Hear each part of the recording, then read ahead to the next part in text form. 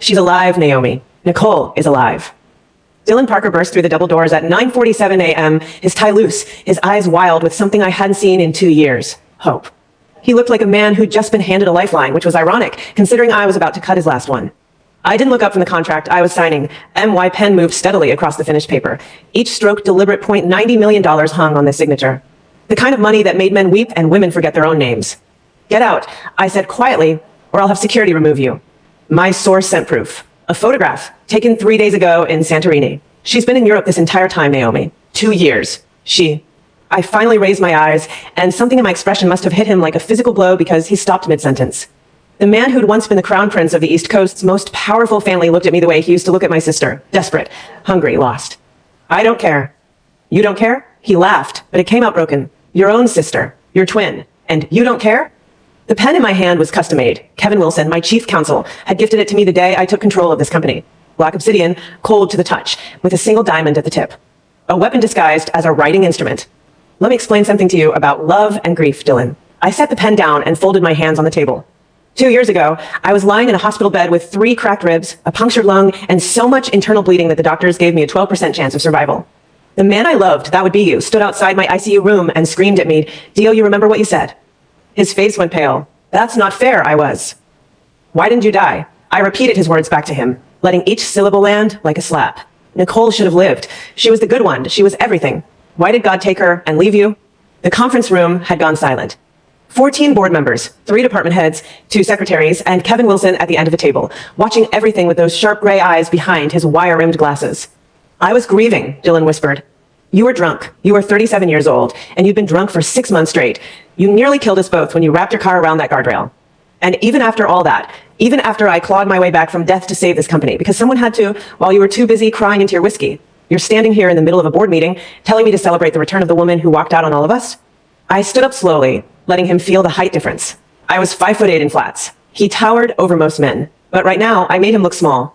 Nicole planned that accident, the boating accident that killed her. Every life raft was intact. Every safety measure had been sabotaged from the inside. She transferred $47 million to an offshore account 3 days before she disappeared. She changed her will, her insurance policies, and her goddamn funeral preferences all inside of a week. And you, with your Harvard MBA and your inherited billions, believed every second of it because you couldn't stomach the thought that maybe, just maybe, the woman you loved wasn't a victim. That's not. You can't prove any of that. I lifted my phone and tapped the screen. Kevin's face flickered to life on the conference room's main display. Nicole Bennett, age 43.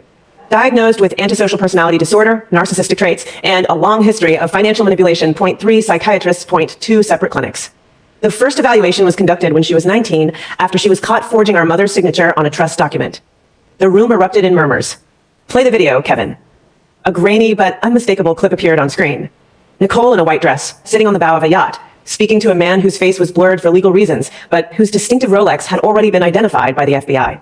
Asterisk, the insurance pays out double if I'm declared dead in international waters. Naomi is the beneficiary. Once the money clears, she'll be taken care of.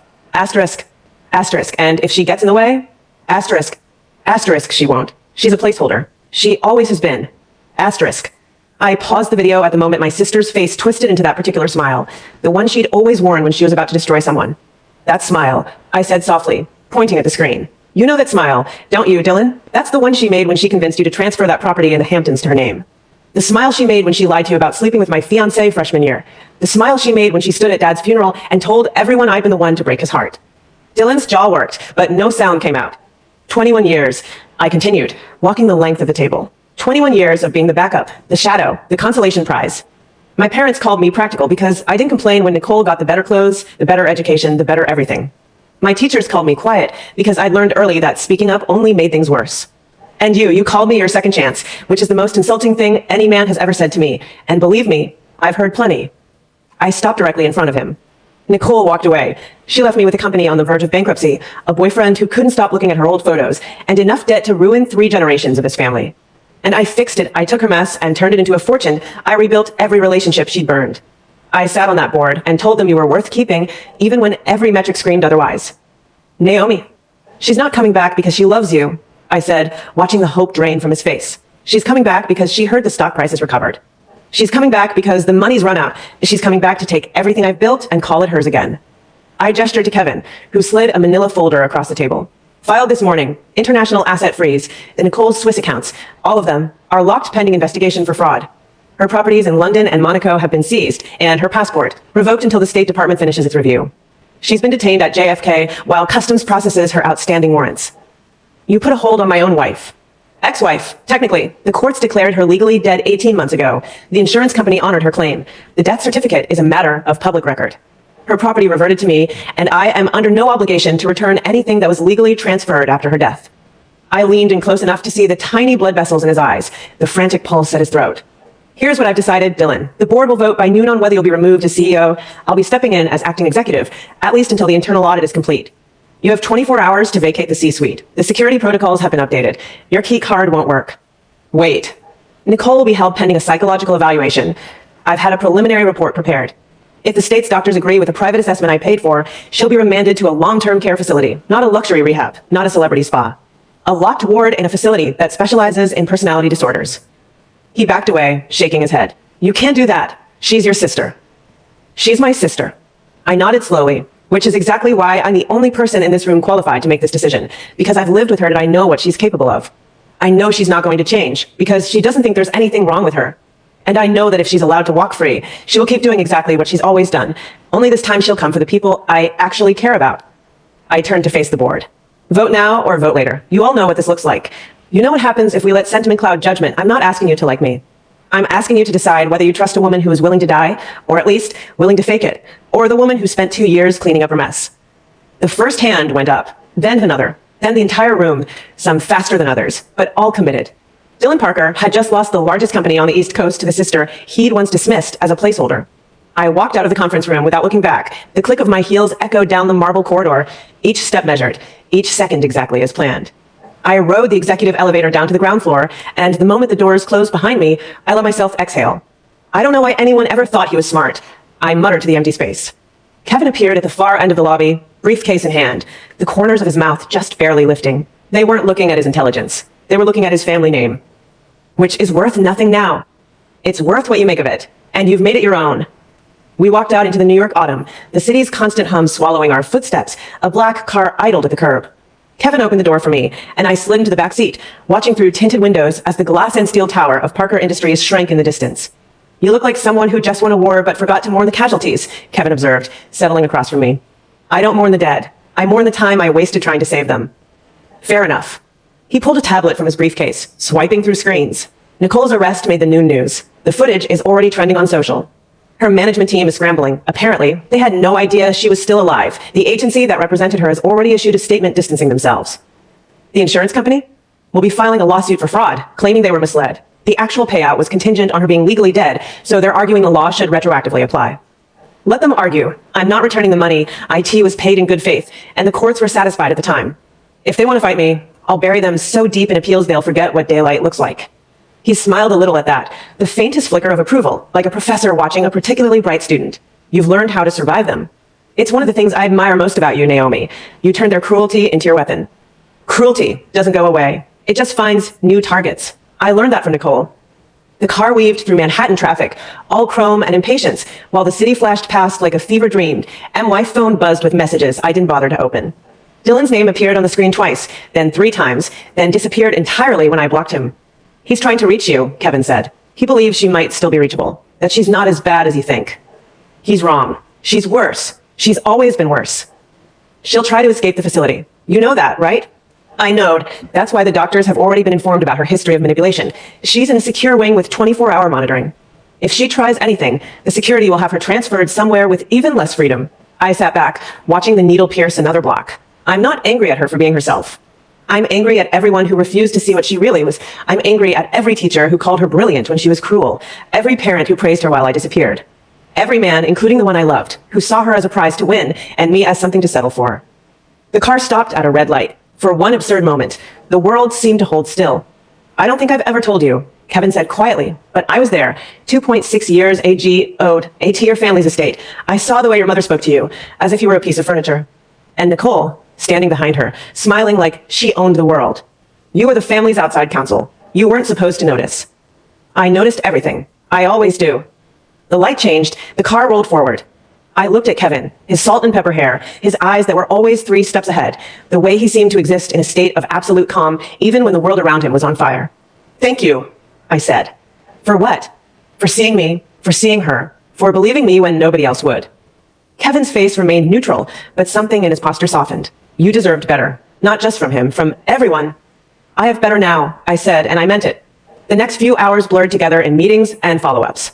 Kevin stayed by my side, handling the press releases, fielding calls from concerned shareholders, arranging the legal framework for Nicole's indefinite psychiatric commitment. I signed documents with my new pen, the obsidian one that felt like a promise, and watched the foundation of my new empire take shape. Dylan's final downfall happened slowly and publicly. The Parker family name, once as solid as the Empire State Building, began to crumble. He sold his remaining shares to a foreign investment group.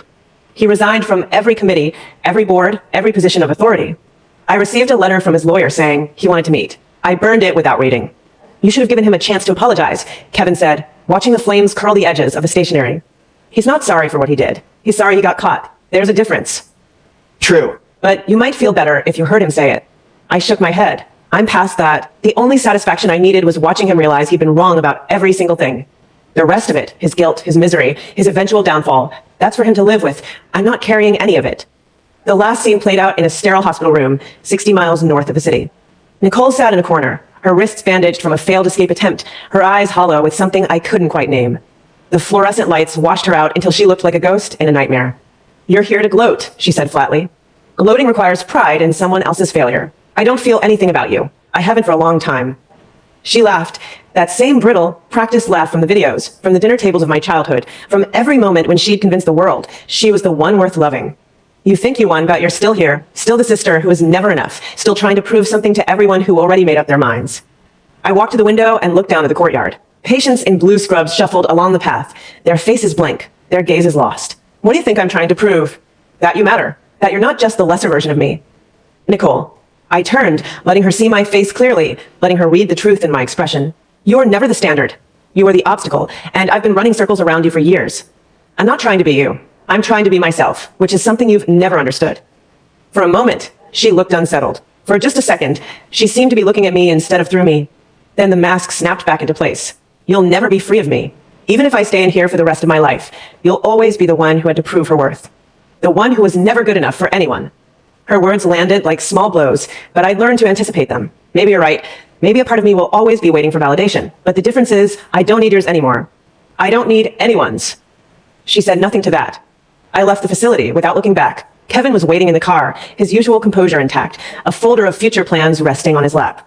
"He's been calling again," Kevin said. "Dylan, 10 times in the last hour. He says he wants to make amends. Does he know that amends is just another word for get what I want?" "He knows. He doesn't care. He's lost everything, Naomi. His company, his reputation, his place in society. He's grasping at anything that might give him a sense of control." I imagined Dylan Parker in his lonely penthouse, dialing my number, hoping for a crumb of attention. The same man who'd once told me I was safe and steady, as if that were a consolation prize for not being Nicole. "Send him to voicemail," I said. "I'm done watching him spiral." Kevin did, as I asked. Then, in the silence of the car, he took my hand. "You know," he said quietly, "for a woman who claims she's not proving anything, you've managed to prove quite a lot." "I'm not proving it for him. I'm proving it for myself." "Is that what you told yourself?" I looked at him, steady, solid, a man who'd watched me rise from the ashes and never once questioned the journey. "It's what I'm still learning to believe," I admitted, "but I'm getting there." The car pulled away, leaving the facility behind. Somewhere in that building, Nicole was sitting in a small white room, maybe watching the same sky I'd seen, maybe regretting everything she'd done. I didn't care. She was out of my life now, finally out where I couldn't see her anymore. And for the first time in years, I felt like myself. Not a sister, not a replacement, not a survivor. Just Naomi. And that was enough. The call came at 3 in the morning. I just climbed into bed, exhausted from the press circuit and the endless negotiations that followed every major shift in corporate leadership. My phone buzzed on the nightstand, and I stared at it for a long moment before answering. "Miss Carter." The voice on the other end was clipped, professional. "This is Dr. Patricia Holloway at the Hudson Valley Psychiatric Evaluation Center. I'm afraid we have a situation with your sister." My heart jumped, but I kept my voice level. "Define situation." "Ms. Bennett escaped her room approximately 40 minutes ago. We've confirmed she bypassed 3 security checkpoints and appears to have left the facility grounds. Local police have been notified, but we felt you should know immediately."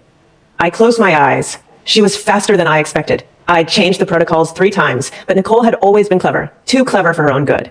"She'll come here," I said flatly. "She always does." When she has nowhere else to go, she comes to me.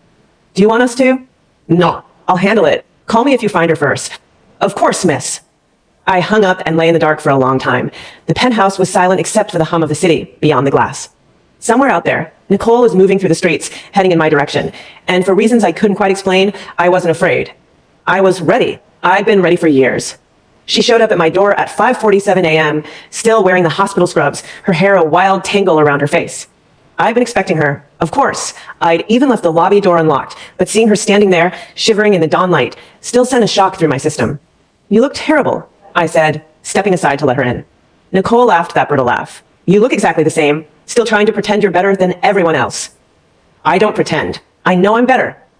She swept past me into the penthouse, her bare feet leaving smudges on the marble floor. The place was minimalist, all clean lines and pale wood, but Nicole made it feel crowded just by existing.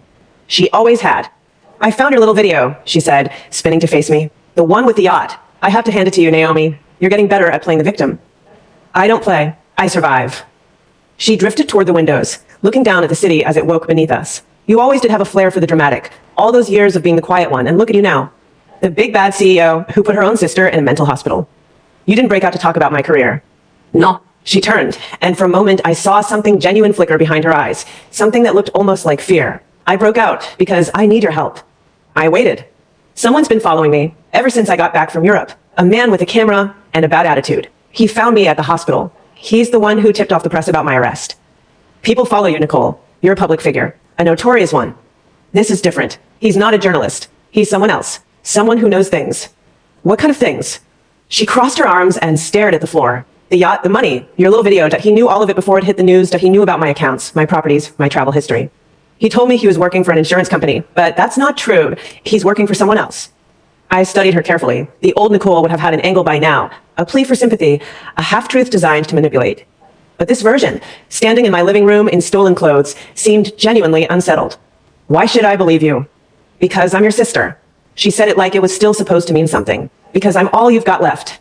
Mom's still alive. Dad's dead because of you. And I have plenty of people who actually care about me, which is more than you can say. She flinched at that, a real flinch, not the practiced reaction she'd been perfecting for years. I came here because I need help, not because I want to destroy you. That's over. That's done. You won. I'm not stupid enough to think anything's done with you, Nicole. You're incapable of giving up. She opened her mouth to reply, but the doorbell rang, loud and insistent. I motioned for her to stay quiet and moved toward the intercom. Who is it? Federal Agent Thomas Morrison, FBI. We have reason to believe Nicole Bennett is on the premises. We need to speak with her. Nicole's face went white. No. Tell them I'm not here. Give me one good reason. They'll take me back to that place. You know what they do there? The drugs, the restraints. They want to keep me quiet forever. They've been offered money to keep me locked up and medicated. Someone's paying them. Who? I don't know. Her voice cracked. I don't know. The door buzzed again. I looked at her, my twin, the woman who'd ruined my life 100 times over, the person I'd hated with every fiber of my being. And yet, stay in the bedroom, I said. Don't make a sound. She moved before I could change my mind. I opened the door to find two agents in dark suits, badges already extended. The taller one had a narrow face and tired eyes. His partner kept his hand near his holster. Miss Carter, we have reason to believe your sister is here. We received a tip about an hour ago. Who gave you this tip? I'm not at liberty to disclose that information. I stepped aside, letting them see the empty living room. Look around if you want. She's not here. She wouldn't be stupid enough to come to me. Ma'am, we have witnesses. I have a security system. I know exactly who's been in and out of this building. There were no visitors last night except my personal chef and my attorney. I can provide their names and contact information. The agents exchanged a glance. The taller one, Morrison, according to his ID, spoke again. Ma'am, I understand your sister is a sensitive subject, but we're acting on credible intelligence. We have someone on the outside who's been tracking her movements. Who? He paused, weighing his options. A private investigator, hired by a party we're currently investigating. He's been gathering information on Ms. Bennett's activities for weeks. What's his name? I'm not authorized to share that. I cross my arms. Then we have nothing to discuss. You're welcome to search the premises if you have a warrant. Otherwise, get off my property. Morrison stared at me for a long moment. Then he nodded just slightly. We'll be in touch. I closed the door and counted to 30 before moving toward the bedroom. Nicole was sitting on the floor, her knees drawn up to her chest. She looked smaller than I'd ever seen her, not acting, not performing, just exhausted and afraid. Who's after you? I asked. I told you, but I don't know. She looked up at me, and for the first time in our lives, I saw something like desperation in her eyes. But I'm not lying that I didn't come here to take anything from you. I came because you're the only person who might believe me. Believe you about what? Mom, the word came out barely above a whisper. She's involved. She's always been involved. I know you think I'm just trying to hurt her, but I'm not. I found documents, old ones from before I left. She's been draining Dad's accounts for years. She's got money in places no one knows about, and she's been in contact with someone who wanted me out of the picture. My mother, the woman who'd always preferred Nicole, who'd always found me lacking, who'd chosen my sister's side in every argument and every quiet moment. You're saying she hired someone to hurt you. I'm saying I don't know who hired who. Nicole dragged a hand through her hair, but I know she's not on our side. She never was. She doesn't want me to succeed. She wanted me to stay broken. To stay manageable. The moment I started making my own money, my own decisions, everything changed. And what about Dad? He knew. That's why he changed his will. That's why he cut her out of the trust. He wasn't going to let her destroy us. I leaned against the doorframe. The pieces were starting to come together, but slowly enough that I couldn't trust them. Why E.T. and why Mother had always been cold, always favored Nicole over me. But I never thought she was the mastermind behind anything. She didn't kill him, Nicole said, answering the question I hadn't asked. He died of heart failure, but she made sure his final months were miserable. She drove him away from everyone, including me. By the time he died, he didn't trust anybody. I remembered the last time I'd seen my father. He'd been thin, weak, his hands shaking as he reached for mine. Take care of your sister, he'd said. She's not as strong as she pretends to be. I thought he was talking about Nicole. Now I wondered. What do you want from me? I asked. I want you to help me prove she's lying. I want to show everyone that she's been manipulating us both for years. And I want to take back the company from whoever's been running it behind our backs. I laughed, short and hollow. You mean the company I've been running for the last 2 years? I know. She looked down at her hands. I know I have no right to ask, but I also know you're the only person who can do this, because you're smarter than everyone else. And you're not going to let her win. For a long moment, I said nothing, but I thought about my mother's cold smile, her perfect posture, the way she'd always made me feel small. I thought about all the years I'd spent trying to earn her approval, and all the years I'd spent failing. And then I thought about the look on Nicole's face, the first honest expression I'd ever seen on her. Fine, I said. We'll do this together, but on my terms. I understand. I'm not going to trust you. Not yet. Not ever. Maybe. But I'll give you a chance to prove you're telling the truth. Nicole nodded slowly. That's more than I deserve. You're right about that, too. The next few days were a blur of legal consultations and quiet investigations. Kevin Wilson took the lead, as he always did, combing through decades of financial records while I handled the strategic end of things. She's been moving money around for years, Kevin told me at the end of the second week. Small amounts at first, nothing that would raise red flags, but the overall picture is concerning. Your mother has been systematically transferring assets into offshore accounts. The total is well over $50 million. What does she plan to do with it? Run, probably. She's been liquidating her non-essential holdings, selling real estate, cashing out investments. If we don't stop her soon, she'll disappear entirely. And Nicole? Kevin paused. She's been cooperative. More than I expected, given her history. But I wouldn't trust her completely. People like her don't change overnight. I'm not planning to trust her. I'm planning to use her.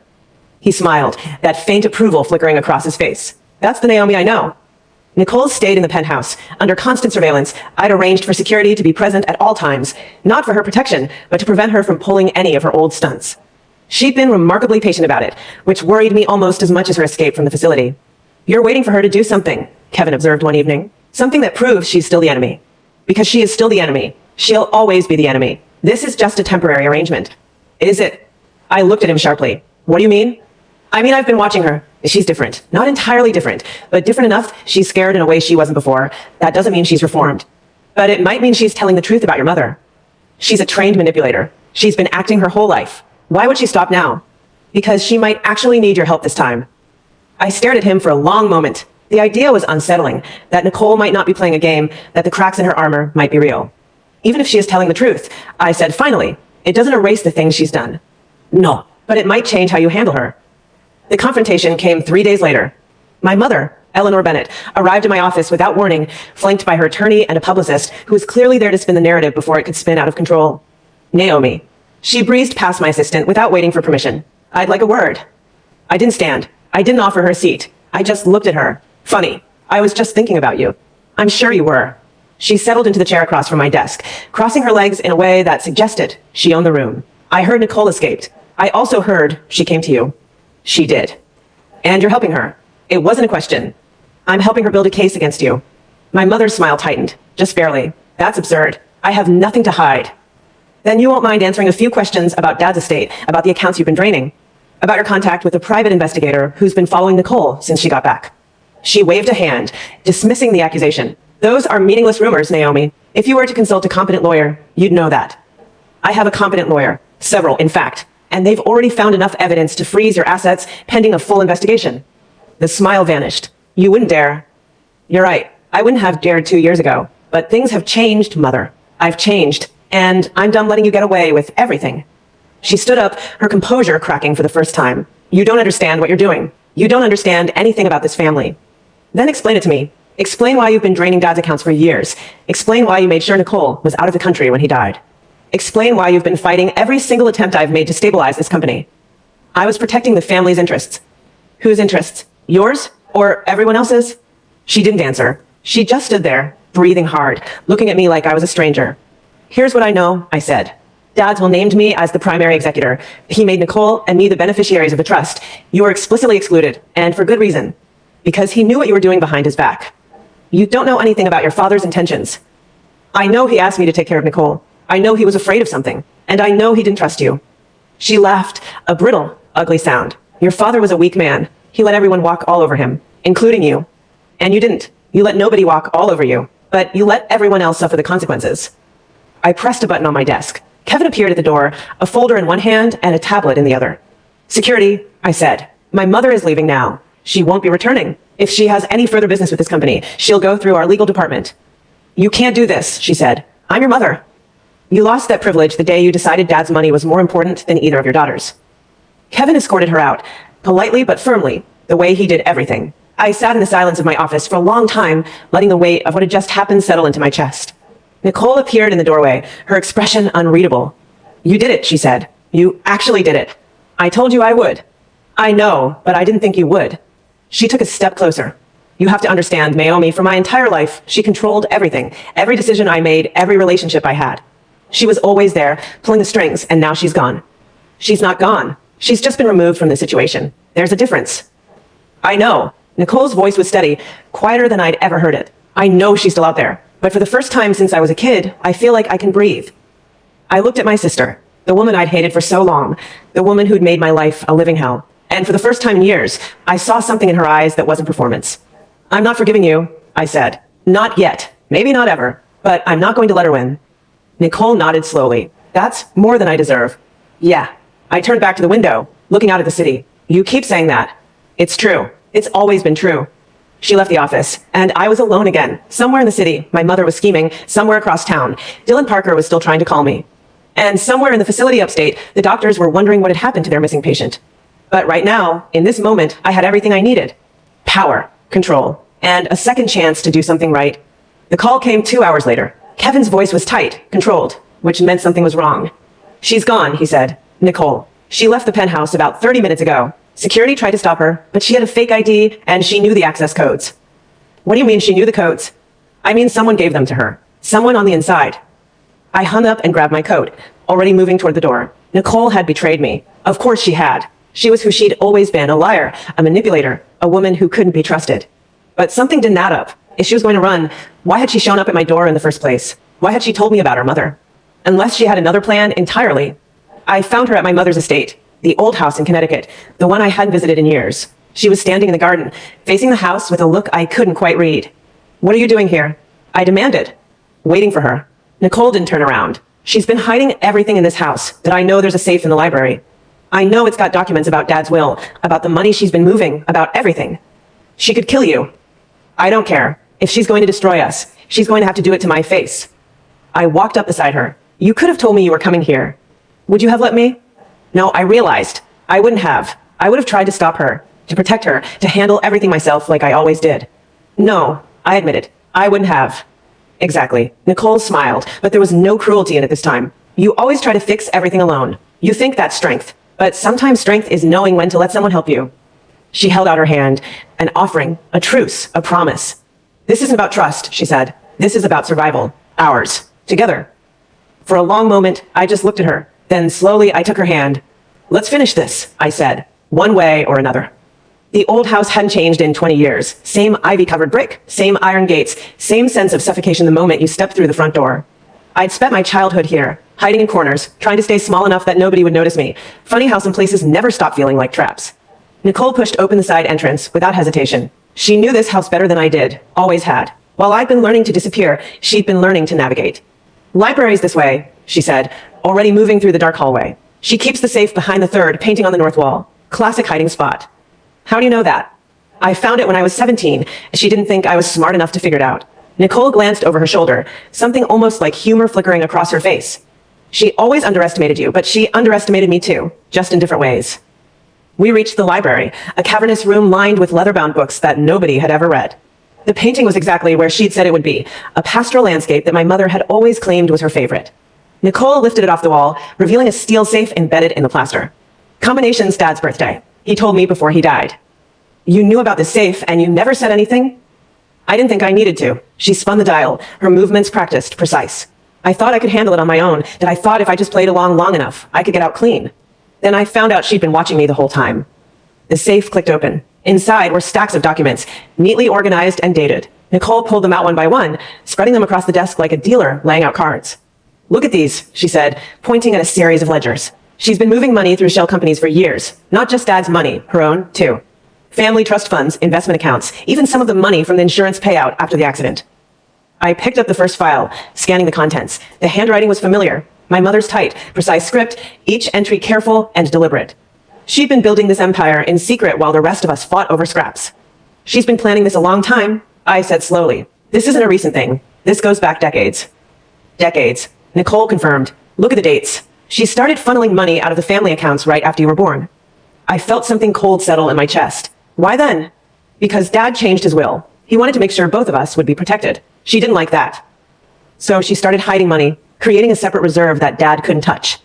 Exactly. Nicole looked at me, and for once there was no drama in her expression, just exhaustion. She's been stealing from us since we were children, Naomi.